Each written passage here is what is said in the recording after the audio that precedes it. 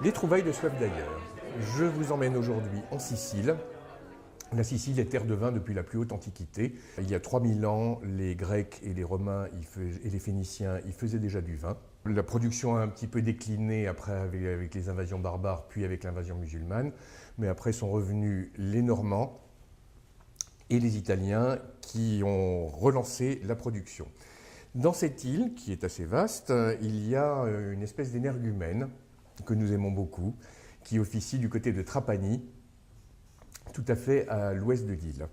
C'est un monsieur très haut en couleur, Aldo Viola, qui est un grand biodynamicien devant l'éternel, qui ne jure que par le vin nature, qui fait sur des petites parcelles des vins au compte-gouttes. Il produit 10 000 bouteilles en tout, ce qui est très peu. Ici, vous avez le Shiva, qui est un assemblage d'un cépage local, le Nero d'Avola, avec ses très vieilles vignes de Syrah, 15% de Syrah, 85% de Nero d'Avola. Ça pousse sur une parcelle extrêmement venteuse, très fraîche, à 300 mètres d'altitude, qui fait des raisins tout à fait aptes à faire des grands vins de garde. Vous en avez un ici, avec des arômes de violette, qui supportera très bien des plats un petit peu épicés ou des très belles viandes rouges ou du gibier. C'est une merveille, c'est un très grand vin de garde.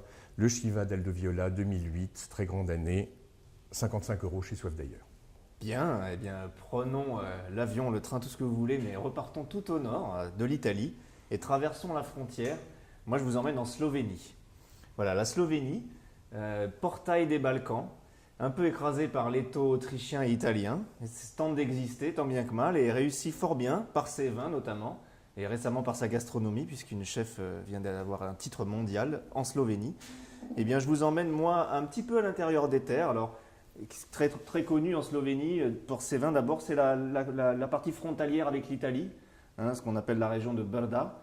Et on a, de toute façon, dès que vous êtes dans le Frioul, hein, cette province du nord-est de l'Italie, vous avez tout d'un coup les noms qui finissent par I-A-O, qui devient Ich, Hach, Och, et on change de langue, on ne sait plus trop où on se trouve, et hop, on traverse la frontière, et on est ce mélange très sympathique linguistique qu'il y a dans tout le nord de l'Italie. Un côté, c'est un peu bilingue allemand-italien. Là, c'est bilingue slovène-italien.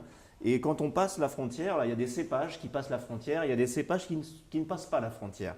Et quand on va un petit peu loin, dans les terres slovènes, on arrive chez Martin Gruzovin, qui gère le domaine Guerilla et qui travaille principalement des vins blancs, mais un petit peu de vin rouge.